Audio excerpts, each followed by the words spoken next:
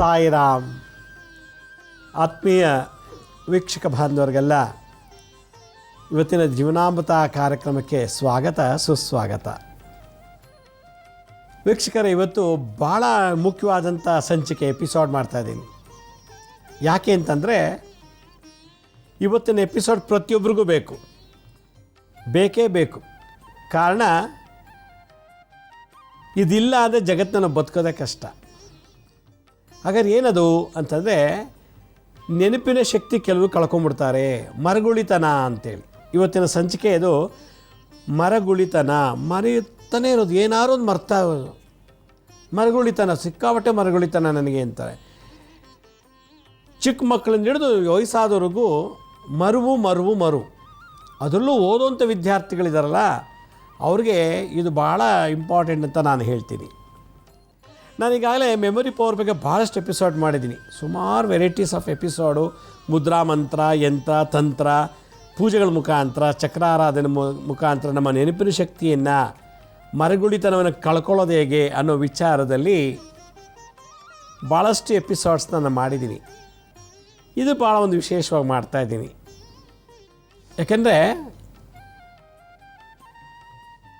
ಸ್ನಾನ ಮಾಡೋಕ್ಕೆ ಅಂಥೇಳಿ ನಕ್ಲೇಸು, ಬಳೆ, ಕಿವಿ ಓಲೆ ಎಲ್ಲ ತೆಗೆದುಬಿಟ್ಟು ಒಂದು ಕಡೆ ಇಟ್ಟಿದ್ದಾರೆ ಮನೆ ಒಳಗಡೆ. ಆಕೆಗೆ ವಯಸ್ಸು 29-30 ವರ್ಷ ಇರ್ಬೋದು ಅಷ್ಟೇ. ಏನು ಮಾಡಿದ್ದಾರೆ, ಸ್ನಾನಕ್ಕೆ ಹೋಗಿದ್ದಾರೆ, ಸ್ನಾನ ಮಾಡ್ಕೊಂಡು ಬಂದಮೇಲೆ ಎಲ್ಲ ಆದಮೇಲೆ ಓಲೆ, ಬಳೆ, ಚೈನು ಬಿಚ್ಚಿಟ್ಟ ಜಾಗದಲ್ಲಿ ಇಲ್ಲ, ಅಥವಾ ಎಲ್ಲಿಟ್ಟೆ ಅಂತ ಅವ್ರಿಗೆ ಗೊತ್ತಿಲ್ಲ. ನೋಡಿ ಮರು ಅನ್ನೋದು ಹೆಂಗಿದೆ. ಅವರೊಂದು ಟೇಬಲ್ ಮೇಲೆ ಇಟ್ಟೋಗಿದ್ದಾರೆ, ಮನೇಲಿ ಯಾರೂ ಇಲ್ಲ. ಅಲ್ಲೇನಾಗಿದೆ, ಈ ಮಗು ಆಟ ಆಡ್ತಾನೋ ಅಥವಾ ಏನೋ ಗೊತ್ತಿಲ್ಲ, ಮನೆ ಒಳಗಡೆ ಆ ಫ್ರಾಕು ಅಥವಾ ಏನೋ ಶಾಲು ಏನೋ ಅದು ತೊಗೊಂಡೋಗಿ ಇವ್ರು ಎಲ್ಲಿ ಇಟ್ಟಿರೋ ಒಡವೆ ಮೇಲೆ ಅದ್ರ ಮೇಲೆ ಮುಚ್ಚಿಬಿಟ್ಟಿದೆ, ಅಂದರೆ ಹಾಕ್ಬಿಟ್ಟಿದೆ, ಅದು ಗೊತ್ತಿಲ್ಲ ಪಾಪ. ಇವರು ಇಡೀ 2 ದಿನ ಹುಡುಕಿದ್ದಾರೆ ಮನೆ ಒಳಗಡೆ. ಓಲೆ ಕಾಣ್ತಿಲ್ಲ, ನಕ್ಲೇಸ್ ಇಲ್ಲ, ಚೈನ್ ಕಾಣ್ತಿಲ್ಲ, ಬಳೆಗಳಿಲ್ಲ ಅಂಥೇಳಿ ಎಲ್ಲಿಟ್ಟೆ ಅಂತ ಹೇಳ್ತಾ ಇದ್ದಾರೆ. ಯಾರೂ ಕದ್ದಿಲ್ಲ.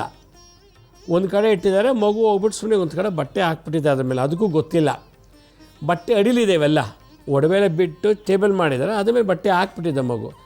ಇವರು ನನ್ನ ಮನೇಲಿ ಕಳ್ತನ ಆಗೋಗಿದೆ ಅಂತೆಲ್ಲ ಇದು ಮಾಡ್ತಿದ್ದಾರೆ. ಮರು ಇದು ಒಂದು.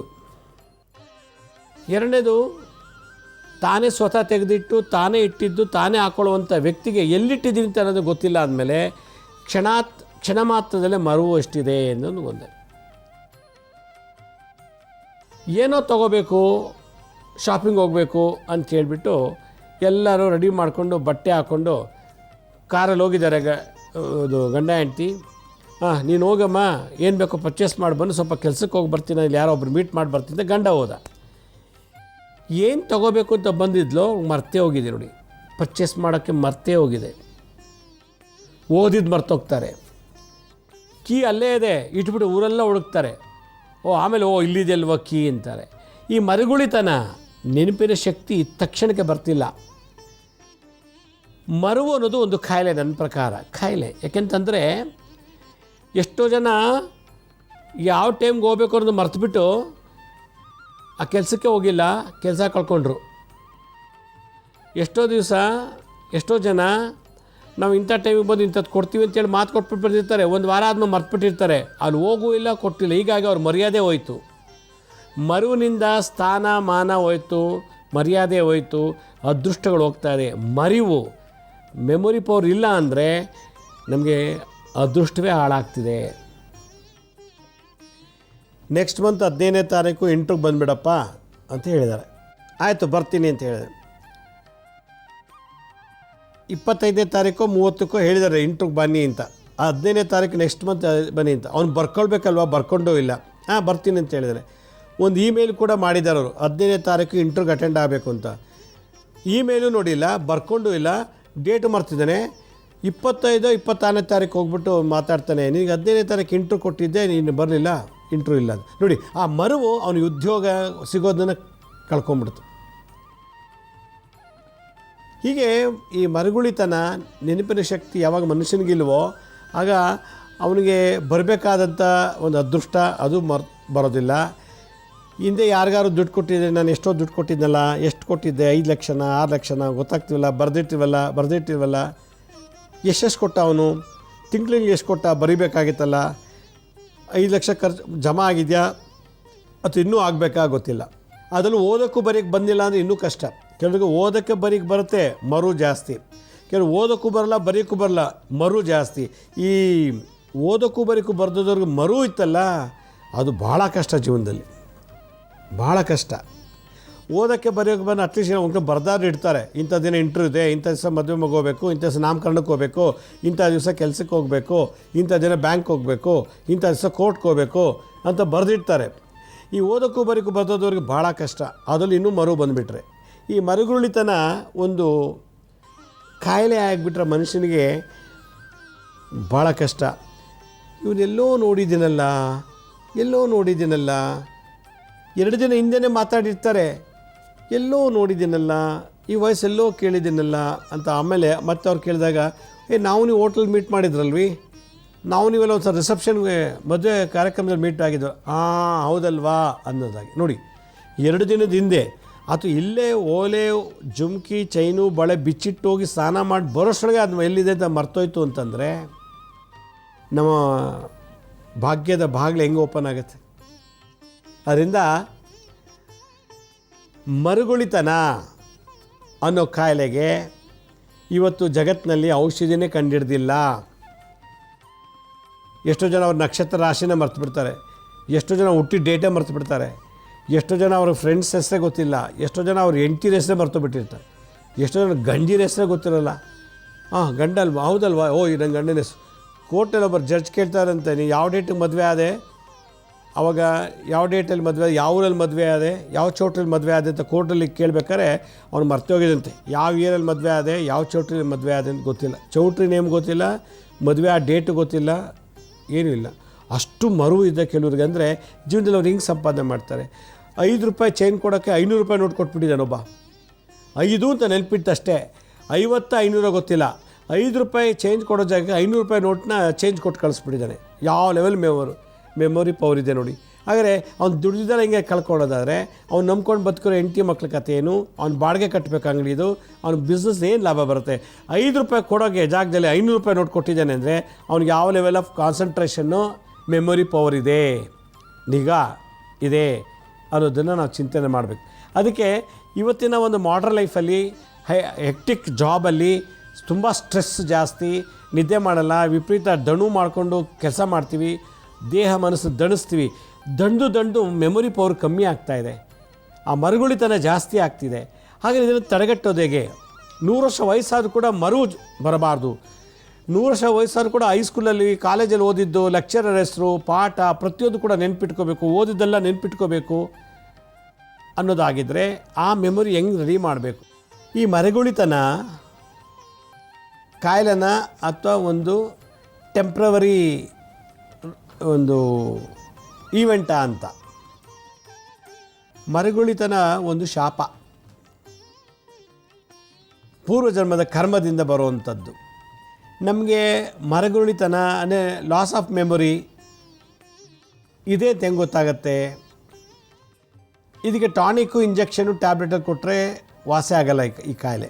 ಇದು ಪೂರ್ವಜನ್ಮದ ಕರ್ಮದಿಂದ ಬಂದಿರೋದಕ್ಕೆ ಅದಕ್ಕೆ ಶಾಂತಿ ಪ್ರಯೋಗದಿಂದನೇ ಇದಕ್ಕೆ ಟ್ರೀಟ್ಮೆಂಟ್ ಮಾಡಬೇಕು. ಏನು ಮಾಡಬೇಕು? ನಮ್ಮ ಲಗ್ನದಿಂದ 5ನೇ ಮನೆಯಲ್ಲಿ, ಲಗ್ನದಿಂದ 5ನೇ ಮನೆಯಲ್ಲಿ ಅಶುಭ ಗ್ರಹಗಳಿತ್ತು ಅಂದರೆ ಶುಭ ಗ್ರಹ ಇಲ್ಲ ಅಂದರೆ, ಲಗ್ನದಿಂದ 5ನೇ ಮನೆಯಲ್ಲಿ ಶುಭ ಗ್ರಹ ಇಲ್ಲ, ಶನಿ, ಮಾಂದಿ ಮತ್ತು ರಾಹು 5ನೇ ಮನೆಯಲ್ಲಿದ್ದರೆ, ಲಗ್ನದಿಂದ 5ನೇ ಮನೆಯಲ್ಲಿ ಶುಭ ಗ್ರಹಗಳಿಲ್ಲ, 5ನೇ ಮನೆಯಲ್ಲಿ ಶನಿ, ಮಾಂದಿ ಮತ್ತು ರಾಹುಗಳಿದ್ದರೆ, 5ನೇ ಮನೆ ರಾಶ್ಯಾಧಿಪತಿ, 5ನೇ ಮನೆ ಓನರ್ ಯಾರಿದ್ದಾರ ಅವರು ಅಶುಭ ಗ್ರಹವನ್ನು ನೋಡ್ತಾ ಇದ್ದರೆ ಮರುಗುಳಿತನ ರೋಗ ಬರ್ತದೆ ಅಂತ ಹೇಳಿದ್ರು.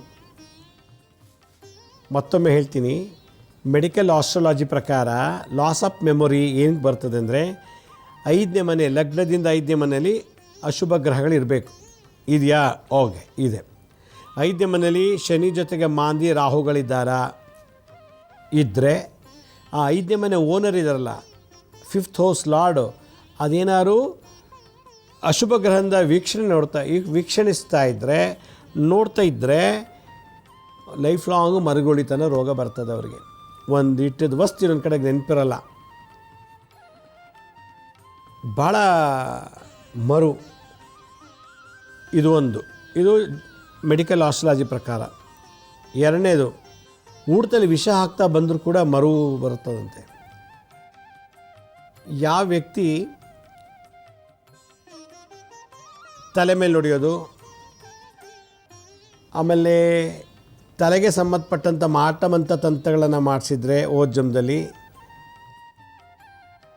ಮಾನಹಾನಿ ಮಾಡಿದರೆ, ಒಂದೇ ವಿಷಯ ಇಟ್ಕೊಂಡು ಅವ್ನಿಗೆ ಯಾವಾಗ ಅವಮಾನ ಮಾಡ್ತಿತ್ತು ಅಂತಂದರೆ, ಪೂರ್ವಜನ್ಮದಲ್ಲಿ ಈ ಥರ ಕೆಲಸ ಮಾಡಿ ಏನಾದ್ರು ಸತ್ತೋಗಿದ್ದರೆ ಈ ಜನ್ಮದಲ್ಲಿ ಬೈ ಬರ್ತಿಂದ ನನಗೆ ಮರುಗುಳಿತಾನೆ.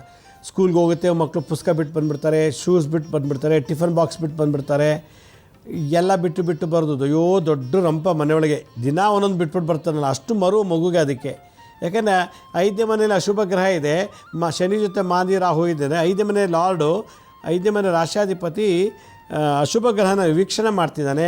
ಅಂದರೆ ಪೂರ್ವಜನ್ಮದ ಕರ್ಮದಿಂದ ಬೈ ಬಾಲ್ಯಾವಸ್ಥೆಯಿಂದನೇ ಮರು ವಾಚ್ ಇಟ್ಟರೆ ಮರ್ತುಬಿಡ್ತಾನೆ, ಕಾರ್ ಎಲ್ಲೋ ಪಾರ್ಕ್ ಮಾಡಿಬಿಟ್ಟು ಮರ್ತುಬಿಟ್ಟು ಇನ್ನೆಲ್ಲೋ ಹುಡುಕ್ತಾನೆ, ಹೆಲ್ಮೆಟ್ ಎಲ್ಲೋ ಹುಡುಕ್ತಾನೆ, ಮತ್ತು ಸರಿಯಾಗಿ ಓದಿ ನೆನ್ಪಿಟ್ಕೊಳ್ಳಲ್ಲ, ಬ್ಯಾಂಕಲ್ಲಿ ಕೆಲಸ ಮಾಡುವಾಗ ತಪ್ಪು ಕೂಡೋದು, ಕಳೆಯೋದು, ಮಾಡೋದು, ಗುಣಿಸೋದು, ಬಾಕ್ಸೋದು ಮಾಡಿ ಬೈಸ್ಕೋತಾನೆ, ಕೆಲಸ ಕಳ್ಕೊತಾನೆ.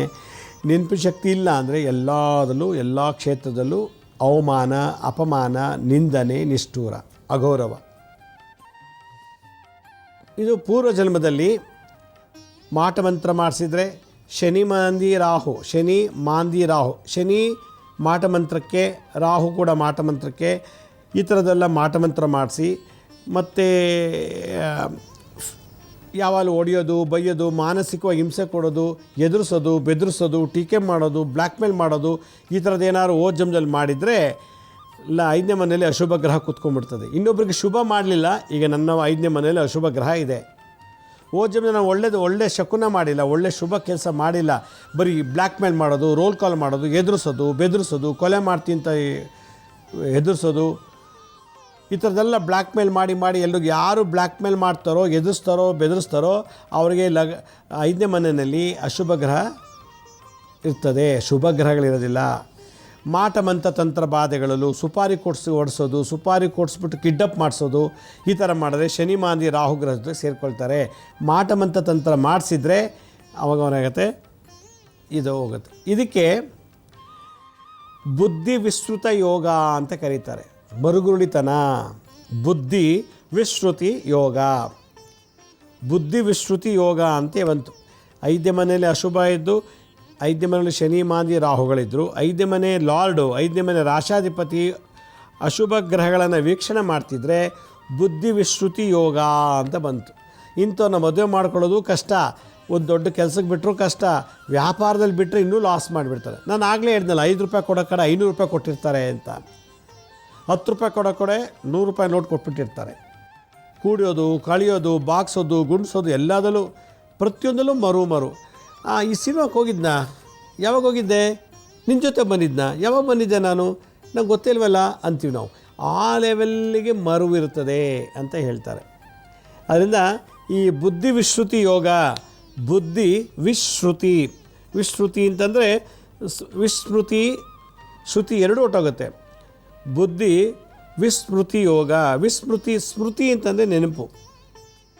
ಆ ವಿಸ್ಮೃತಿ ಯೋಗ, ಬುದ್ಧಿ ವಿಸ್ಮೃತಿ ಯೋಗ ಯಾಕೆ ಬಂತು ಅಂದರೆ ಈ ರಾಹು ಶನಿ ಮತ್ತು ಜನ್ಮ ಕರ್ಮದಿಂದ. ವಾಸ್ತುದೋಷ, ಯಾರು ಇಂಥ ವಾಸ್ತುಲಿ ವಾಸ ಮಾಡ್ತಾರೋ ಈ ಮರುಗುಳಿತನ ಬರ್ತಂತೆ. ಏನಂತಂದರೆ ನೈಋತ್ಯ ದಿಕ್ಕು, ಅಲ್ಲಿ ಮಲಗಬೇಕು, ಅಲ್ಲೇನಾದ್ರು ಟಾಯ್ಲೆಟ್ ಮಾಡಿಬಿಟ್ರೆ ಈ ಮರುಗುಳಿತನ ಬರುತ್ತೆ ಅಂತ ಹೇಳ್ತಾರೆ. ಅದಕ್ಕೆ ನೈಋತ್ಯ ದಿಕ್ಕಿನಲ್ಲಿ ಟಾಯ್ಲೆಟ್ ಮಾಡೋಂಗಿಲ್ಲ, ಬಚ್ಚೆ ಮೇಲೆ ತೇವಾಂಶ ಇರಬಾರ್ದು. ಈ ರೀತಿ ಇದ್ದಾಗ ಆಮೇಲೆ ವಾಸ ಮಾಡೋರಿಗೆಲ್ಲ ಅರ್ಧಂಬರ್ಧ ಸೈಕಿಕ್ ಥರ ಆಡ್ತಾರೆ, ಸೈಕಿಕ್ ಒಂಥರ ಹುಚ್ಚುಚ್ಚಂಗೆ ಆಡ್ತಾರೆ. ಯಾಕಂದರೆ ಮರುಗುಳಿತನ. ಬುದ್ಧಿ ವಿಸ್ಮೃತಿ ಯೋಗ, ಈ ಒಂದು ಯೋಗ ಅಥವಾ ಈ ಥರ ದೋಷ ಇದ್ದಾಗ ಹಿಂದಿನ ಕಾಲದಲ್ಲಿ ಗುರುಕುಲದಲ್ಲ ಮಕ್ಕಳುಗಳಿಗೆ ಒಂದು ಟ್ರೈನಿಂಗ್ ಕೊಡ್ತಾಯಿದ್ರು, ಈ ಥರ ರೋಗ ಬರಬಾರ್ದು, ಮರುಗುಳಿತನ ಬರಬಾರ್ದು ಅಂತ. ಬುದ್ಧಿ ವಿಸ್ಮೃತಿ ಯೋಗ, ವಿಸ್ಮೃತಿ, ಸ್ಮೃತಿ ಯೋಗ. ಸ್ಮೃತಿ ಅಂತಲೇ ನೆನ್ಪಿಟ್ಕೊಳ್ಳೋಕ್ಕೆ ಆಗ್ತೀವಲ್ಲ. ಮರಗುಳಿತನಕ್ಕೆ ಏನು ಪರಿಹಾರ ಮಾಡ್ತಾಯಿರೋ ಗುರುಕುಲದಲ್ಲಿ ಹಿಂದಿನ ಕಾಲದ ಋಷಿಗಳು ಅಂತಂದರೆ ಶನಿ ಮಾಂದಿ ರಾಹುಗೆ ಶಾಂತಿ ಮಾಡಿಸ್ಬಿಡ್ತಾಯಿದ್ರು. ರಾಹುಗೆ ಅಧಿಪತಿ ಯಾರು? ಚಂಡಿಕಾದೇವಿ. ಅಶುಭ ಗ್ರಹಗಳು ಇತ್ತು ಅಂತಂದರೆ ಸರಸ್ವತಿಯನ್ನು ನಾವು ನೆನೆಸ್ಕೋಬೇಕಂತೆ. 5ನೇ ಮನೆಯಲ್ಲಿ ಅಶುಭ ಗ್ರಹ ಇದ್ದು 5ನೇ ಮನೆ ರಾಶಾಧಿಪತಿ ಅಶುಭ ಗ್ರಹನ ನೋಡ್ತಿತ್ತು ಅಂತಂದರೆ ಅಲ್ಲಿಗೆ ಗಣಪತಿಯನ್ನು ನಾವು ಪೂಜಿಸಬೇಕು ಅಂತೇಳಿ. ಮಂತ್ರ ಹೇಗಿದೆ ಅಂತಂದರೆ ಓಂ ಐಂ ಗ್ಲೋಂ ಚಂಡಿಕಾಯೈ ನಮಃ. ಓಂ ಐಂ ಗ್ಲೋಂ ಚಂಡಿಕಾಯೈ ನಮಃ. ಐಂ ಅಂದರೆ ಸರಸ್ವತಿ ಅಂತೇಳಿ. ಸ್ಮೃತಿ ಶ್ರುತಿಗೂ ಅಧಿಪತಿ ಸರಸ್ವತಿ. ಗ್ಲೋಂ ಅಶುಭ ಗ್ರಹಗಳಿಗೆ ಓಡಿಸೋದು. ಗ್ಲೋಂ ಅಂದರೆ ಗಣಪತಿ ಮಂತ್ರ. ರಾಹುಗೆ ಶಾಂತಿ ಚಂಡಿಕಾದೇವಿ. ಚಂಡಿಕಾಯೈ ನಮಃ. ಇಲ್ಲಿ ಸರಸ್ವತಿ, ಚಂಡಿಕಾ, ಗಣಪತಿ ಈ 3 ಜನನೂ ಬಂದರು. ಶನಿ ಮಾಂದಿಗೆ ಗ್ಲೌಮು ಮತ್ತು ಅಶುಭಗಳಿಗೆ ಎಲ್ಲ ಗಣಪತಿ ಗ್ಲೌಮ್ ಬೀಜ ಮಂತ್ರ, ರಾಹುಗೆ ಚಂಡಿಕಾದೇವಿ ಮಂತ್ರ, ಮಾಂದಿಗೆ ಮತ್ತು ಶನಿಗೆ ಐಂ ಅಂತೇಳಿ. ಪೂರ್ವ ಜನ್ಮದ ತಪ್ಪಿಗೆ ಪ್ರಾಶ್ಚಿತ್ತ ಈ ಜನ್ಮದಲ್ಲಿ ಮಾಡ್ಕೋಬೇಕು. ಏನಂತ? ಓಂ ಐಂ ಗ್ಲೌಂ ಚಂಡಿಕಾಯೈ ನಮಃ. ಓಂ ಐಂ ಗ್ಲೋಂ ಚಂಡಿಕಾಯೈ ನಮಃ. ಓಂ ಐಂ ಗ್ಲೋಂ ಚಂಡಿಕಾಯೈ ನಮಃ. ಏಕಕಾಲದಲ್ಲಿ 3 ದೇವತೆಗಳ ವೈಬ್ರೇಷನ್ನಲ್ಲಿ ನಾವು ಎನರ್ಜೈಸ್ ಮಾಡಬೇಕು. ಫ್ರಂಟಲ್ ಲೋಬಿ, ಆಕ್ಯುಪ್ಯೂಟಲ್ ಲೋಬಿ, ಟೆಂಪರಲ್ ಲೋಬಿ, ಪ್ಯಾರಿಟಲ್ ಲೋಬಿ 4 ಬ್ರೈನ್ಗಳನ್ನ, ಮುಮ್ಮೆದಲು, ಹಿಮ್ಮೆದಲು ಮತ್ತು ಟೆಂಪರಲ್ ಲೋಬಿ, ಆಡಿಯೋ, ಹಿಂದ್ಗಡೆದು ವಿಡಿಯೋ, ಮುಂದೆ ಎಕ್ಸಿಕ್ಯೂಟ್ ಮಾಡೋ ಮೋಟಾರ್ ಕಾರ್ಟೆಕ್ಸು, ಶಾಶ್ವತ ಎಲ್ಲ ನೆನ್ಪಿಟ್ಕೊಳ್ಳೋದು ಪ್ಯಾರಿಟಲ್ ಲೋಬಿ. ಇಷ್ಟಕ್ಕೂ ಕೂಡ ಓಂ ಐಂ ಗ್ಲೋಂ ಚಂಡಿಕಾಯೈ ನಮಃ. ಓಂ ಐಂ ಗ್ಲೋಂ ಚಂಡಿಕಾಯೈ ನಮಃ. ಓಂ ಐಂ ಗ್ಲೋಂ ಚಂಡಿಕಾಯೈ ನಮಃ. ಶನಿಮಾದಿ ರಾಹುಗೆ ಶಾಂತಿ ಆಯಿತು ಈ ಮಂತ್ರದಿಂದ. ಇದನ್ನು ಗುರುಕುಲದ ಮಕ್ಕಳುಗಳಿಗೆ ಈ ಥರ ರೋಗ ಮರಗುಳಿತನ ರೋಗ ಇದ್ದಾಗ ದಿನ ಬೆಳಗ್ಗೆ ಇದನ್ನು ಪ್ರಾಕ್ಟೀಸ್ ಮಾಡಿಸಿ ಅಗಾಧವಾದಂಥ ಮೆಮೊರಿ, ಫೋಟೋಗ್ರಾಫಿಕ್ ಮೆಮೊರಿ ಬರೋಂಗೆ ಮಾಡ್ತಾಯಿದ್ರು. ಅದರಿಂದ ಮರ್ತೋಗೋದನ್ನು, ಇಟ್ಟಿದ್ದನ್ನು ಮರ್ತೋಗೋದು, ಕೊಟ್ಟಿದ್ದನ್ನು ಮರ್ತೋಗೋದು, ಕೇಳಿದ್ದನ್ನು ಮರ್ತೋಗೋದು, ತೊಗೊಂಡಿದ್ದು ಮರ್ತೋಗೋದು. ನೀ ಯಾವಾಗ ಕೊಟ್ಟೆ ನಾವು ಗೊತ್ತೇ ಇಲ್ಲ ಅಂಥೇಳಿ. ಇದು ಕೊನೆಗೆ ಏನಾಗುತ್ತೆ ಅಂದರೆ ಡೆಮೆನ್ಷಿಯಾ ಅನ್ನೋ ಕಾಯಿಲೆಗೆ ಇದನ್ನು ತೊಗೊಂಡೋಗಿ ಇಟ್ಬಿಡುತ್ತೆ. ಡೆಮೆನ್ಷಿಯಾ ಅಂತಂದರೆ ಗೊತ್ತೇ ಆಗೋದಿಲ್ಲ, ಮರು ಎಲ್ಲ ಮರ್ತೋಗಿರ್ತೀವಿ. ಇದ್ದಾನೆ, ಚೆನ್ನಾಗಿದ್ದಾನೆ, ಅದು ಏನೂ ಗೊತ್ತಿಲ್ಲ. ಸ್ಮೃತಿ ಸ್ಮೃತಿ ಎರಡೂ ಒಟ್ಟಾಗಿರ್ತದೆ. ಅದಕ್ಕೆ ವಿಸ್ಮೃತಿ ಯೋಗ ಅಂಥೇಳಿ, ಮರಗುಳಿತನ ಅಂಥೇಳಿ ಇದೊಂದು ಕಾಯಿಲೆ, ಶಾಪಗ್ರಸ್ತ. ಇದು ಪ್ರಾರಬ್ಧ. ಇದಕ್ಕೆ ಜಗತ್ತಿನ ವರ್ಲ್ಡ್ ಮೆಡಿಷನ್ನೇ ಇಲ್ಲ. ತಂತ್ರ ಏನು ಮಾಡಬೇಕು ಅಂತ ಪ್ರಶ್ನೆ ಬಂದಾಗ ಈ ಬ್ರಾಹ್ಮಿ ಪತ್ರ ಅಂತ ಒಂದೆಲಗ ಅಂತ ಸಿಗುತ್ತೆ. ಆ ಒಂದೆಲಗ ರಸ, ಗರ್ಕೆ ರಸ ಇವೆರಡನ್ನೂ ಸಮ ಪ್ರಮಾಣದಲ್ಲಿ ಮಿಕ್ಸ್ ಮಾಡಿ ಬೆಳಗ್ಗೆ ಹೊತ್ತು ಖಾಲಿ ಹೊಟ್ಟೆಲಿ ತೊಗೊಂಡಾಗ ಮಾಂದಿ ಮತ್ತು ಶನಿಗೆ ಶಾಂತಿ ಆಗುತ್ತೆ. ಒಂದು ಬನ್ನಿ ಮರಕ್ಕೆ ಪ್ರತಿ ಶನಿವಾರ ಸಂಧ್ಯಾ ಕಾಲದಲ್ಲಿ ಸ್ನಾನ ಮಾಡ್ಕೊಂಡೋಗಿ ಆ ಬನ್ನಿ ಮರಕ್ಕೆ ಪ್ರದಕ್ಷಿಣೆ ಮಾಡಿ ಆ ಬನ್ನಿ ಮರದ ಅರ್ಧದಲ್ಲಿ ಕುತ್ಕೊಂಡು ಈ ಮಂತ್ರ ಜಪ ಮಾಡೋದು ಬಂದರೆ ಪೂರ್ವ ಜನ್ಮದಲ್ಲಿ ಬ್ಲ್ಯಾಕ್ ಮೇಲ್ ಮಾಡಿದ್ದು, ಅರೆಸ್ಟ್ ಮಾಡಿಸಿದ್ದು, ಎದುರಿಸೋದು, ಬೆದರಿಸೋದು ಎಲ್ಲ ಮಾಡೋದ್ರಿಂದ ಈಗ ಶುಭ ಗ್ರಹಗಳು ನಮ್ಮ 5ನೇ ಮನೇಲಿದೆ. ಅದು ಶಾಂತಿಗೆ ಪ್ರಾಶ್ಚಿತ್ತ ಬನ್ನಿ ಮರಕ್ಕೆ, ಶಮಿ ವೃಕ್ಷಕ್ಕೆ ಸಂಧ್ಯಾ ಕಾಲದಲ್ಲಿ ಶನಿವಾರ ಹೊತ್ತು ಹೋಗಿ ಒಂದು 5 ಶನಿವಾರ ಇಲ್ಲ 10 ಶನಿವಾರ ಇಲ್ಲ 21 ಶನಿವಾರ 108 ಸುತ್ತು ಪ್ರದಕ್ಷಿಣೆ ಮಾಡಿ ಆ ಮರ್ದಡೆ ಕೂತ್ಕೊಂಡು ಓಂ ಐಂ ಗ್ಲೋಂ ಚಂಡಿಕಾಯೈ ನಮಃ ಅನ್ನೋ ಮಂತ್ರ ಜಪ ಮಾಡಬೇಕಂತೆ ಒಂದು ಅರ್ಧ ಗಂಟೆ. ಆಗ ಪೂರ್ವ ಜನ್ಮದಲ್ಲಿ ಮಾಡಿದಂಥ ಮಹಾಪಾಪಕ್ಕೆ ಆಗ ಶನಿ ಮಾಂದಿ ರಾಹುಗೆ ಶಾಂತಿ ಆಯಿತು. 5ನೇ ಮನೆಯಲ್ಲಿ ಅಶುಭ ಗ್ರಹಗಳಿದ್ದರೆ ಅದು ಶುಭ ಕೊಡುತ್ತೆ. ಮತ್ತು 5ನೇ ಮನೆಯಲ್ಲಿ 5ನೇ ಮನೆ ರಾಶಾಧಿಪತಿ ಅಶುಭ ಗ್ರಹ ನೋಡ್ತಾ ಇದ್ರು ಕೂಡ ಅವನಿಗೆ ಶುಭ ಪ್ರಾಪ್ತಿ ಆಯಿತು. ಆಗ ಅಗಾಧವಾದಂಥ ಒಂದು ಸಲ ಓದ್ಕೊಂಡ್ರೆ ಸಾಕು ಎಕ್ಸಾಮಲ್ಲಿ ಪಾಸ್. ಒಂದು ಸಲ ನೋಡಿದ್ದು, ಹೇಳಿದ್ದು, ಕೇಳಿದ್ದು, ಕೊಟ್ಟಿದ್ದು ಮಾಡಿ ತಲೆ ಕೂತ್ಬಿಟ್ರೆ ಇನ್ನು 80 ವರ್ಷ ಆದ್ರೂ ನೆನಪಿರಲ್ಲ. 50 ವರ್ಷದಿಂದ ನನ್ನ ಭೇಟಿ ಮಾಡಿದ್ದೆಲ್ವ ಮದುವೆ ಮನೇಲಿ, ನೀವು ಮಾತಾಡಿ ವಿಸಿಟಿಂಗ್ ಕಾರ್ಡ್ ಎಕ್ಸ್ಚೇಂಜ್ ಮಾಡ್ಕೊಂಡಿವಿ ಅಲ್ವಾ, 50 ವರ್ಷ ಹಿಂದೆ 90 ವರ್ಷ ಆದಾಗ ನೆನಪಿಸ್ಕೊಡ್ತಾ ಇದ್ದಾನೆ. ಅಂಥ ಅಗೋಚರವಾದಂಥ ನೆನಪಿನ ಶಕ್ತಿ ಈ ತಂತ್ರ ಮಂತ್ರದಿಂದ ಬರುತ್ತೆ ಅಂತ ಹೇಳ್ತಾರೆ. ವೀಕ್ಷಕರೇ, ನಮ್ಮ ಹಳೆ ಸಂಚಿಕೆಗಳನ್ನ ಯಾರು ನೋಡೋಕ್ಕಾಗಿಲ್ವೋ ಅವ್ರು ನಮ್ಮ ಶಿರಡಿ ಸಾಯಿ ಭಿಕ್ಷಾ ಕೇಂದ್ರ ಮತ್ತು ಹೆಲ್ತ್ ಸೈನ್ಸ್ ಅಂತ 2 ಯೂಟ್ಯೂಬ್ ಚಾನಲ್ ಇದೆ. ಇದ್ರ ಜೊತೆಗೆ SSBK ಜ್ಞಾನೋದಯ ಅಂತ ಒಂದು ಮ್ಯೂಸಿಕ್ ಚಾನಲ್ ಇದೆ, 3ಕ್ಕೂ ಸಬ್ಸ್ಕ್ರೈಬ್ ಮಾಡ್ಕೊಳ್ಳಿ, ಪಕ್ಕದಲ್ಲಿರೋ ಬೆಲ್ ಬಟನ್ ಪ್ರೆಸ್ ಮಾಡಿ, ನೋಡಾದ್ಮೇಲೆ ಲೈಕ್ ಅನ್ನೋ ಬಟನ್ ಪ್ರೆಸ್ ಮಾಡಿ, ಆಮೇಲೆ ಆ ಲಿಂಕನ್ನು ನಿಮ್ಮ ಬಂಧು ಮಿತ್ರರಿಗೆ ವಾಟ್ಸಪ್ ಮುಖೇನ ಅಥವಾ ಇಮೇಲ್ ಮುಖಾಂತರ ಶೇರ್ ಮಾಡಿ. ಗುರುಜಿ ಲಕ್ಷ್ಮೀ ಶ್ರೀನಿವಾಸ್ ಅಂತೇಳಿ ಫೇಸ್ಬುಕ್ಕಲ್ಲಿದೆ, ಟ್ವಿಟರ್, ಇನ್ಸ್ಟಾಗ್ರಾಮ್, ಲಿಂಕ್ಡ್ಇನ್ ಎಲ್ಲ ಕೂಡ ಇನ್ಫಾರ್ಮೇಷನ್ ಅಪ್ಲೋಡ್ ಮಾಡ್ತಾ ಇದ್ದೀವಿ, ಅಲ್ಲೂ ನಿಮಗೆ ಭಾಳಷ್ಟು ಇನ್ಫಾರ್ಮೇಷನ್ ಸಿಗುತ್ತೆ. ಅಪಾಯಿಂಟ್ಮೆಂಟ್ಸ್ ಬೇಕು ಅಂತೇಳಿ ಭಾಳ ಜನ ನಮಗೆ ಪತ್ರ ಬರೀತಿದ್ರು, ಫೋನ್ ಮಾಡ್ತಾಯಿದ್ರು. ಈಗ ಅದರ ಅವಶ್ಯಕತೆ ಇಲ್ಲ. ನಾನು ಸ್ಕ್ರೀನ್ ಮೇಲೆ ತೋರಿಸ್ತಾ ಇದ್ದೀನಿ ನೋಡಿ, www.lakshmisrinivas.in ಅಂತ ನೀವೇ ಲಾಗಿನ್ ಆಗಿ ಯಾವ ಡೇಟ್ ಯಾವ ಟೈಮ್ಗೆ ನೀವೇ ಬುಕ್ ಮಾಡ್ಕೊಳ್ಳಿ ಅಪಾಯಿಂಟ್ಮೆಂಟ್ಸ್ ಡೇಟ್ನ. ಬರಬೇಕಾದ್ರೆ ನಿಮ್ಮ ಜಾತಕ ಇರೋ ಜಾತಕ ತೊಗೊಂಬನ್ನಿ. ಅಕಸ್ಮಾತ್ ಇಲ್ಲನೂ ಪರವಾಗಿಲ್ಲ, ಬೇರೆ ಥರ ನಾವು ಎಕ್ಸಾಮಿನೇಷನ್ ಮಾಡ್ತೀವಿ. ಈ ಲಕ್ವಾ, ಕ್ಯಾನ್ಸರು, ಪಿಟ್ಸು, ಹಲವಾರು ರೀತಿ ಕಾಯಿಲೆಗಳಿಂದ ಎಷ್ಟೋ ವರ್ಷ ಔಷಧಿ ತೊಗೊಂಡು ಕೂಡ ಗುಣ ಆಗ್ತಿಲ್ಲ ಅನ್ನೋದಾಗಿದ್ದರೆ ಅದಕ್ಕೆ ಸಂಬಂಧಪಟ್ಟಂಥ ಮೆಡಿಕಲ್ ರಿಪೋರ್ಟ್ಸ್ ಅದನ್ನು ತೊಗೊಂಡು ಬನ್ನಿ. ಅದನ್ನು ನೋಡಿ ನಾವು ಮೆಡಿಕಲ್ ಆಸ್ಟ್ರಾಲಜಿ ಪ್ರಕಾರ ನಿಮಗೆ ಪರಿಹಾರ ತಿಳಿಸಲಾಗುತ್ತೆ ಅಂತ ಹೇಳ್ತಾ, ಇವತ್ತಿನ ಈ ಬುದ್ಧಿ ವಿಶ್ರುತಿ ಯೋಗ, ಅದೇ ಮರಗುಳಿತನ ಅನ್ನೋ ಒಂದು ಕಾಯಿಲೆ ಬಗ್ಗೆ ನನ್ನದೇ ಆದಂಥ ಜ್ಞಾನವನ್ನು ತಿಳಿಸ್ಕೊಟ್ಟಿದ್ದೀನಿ. ಇದೆಲ್ಲರೂ ಪ್ರಾಕ್ಟೀಸ್ ಮಾಡಿ ಅಂತ ಹೇಳ್ತಾ ಇವತ್ತಿನ ಸಂಚಿಕೆಯನ್ನು ಮುಗಿಸ್ತೀನಿ. ಇದೇ ರೀತಿ ನಾಳಿನ ಸಂಚಿಕೆಯಲ್ಲಿ ಮತ್ತೊಂದು ವಿಶೇಷವಾದಂಥ ಮಾಹಿತಿಯೊಂದಿಗೆ ತಮ್ಮನ್ನು ಭೇಟಿ ಮಾಡ್ತೀನಿ. ಅಲ್ಲಿವರೆಗೂ ನನ್ನ ನಮಸ್ಕಾರ. ಸಾಯಿರಾಮ್.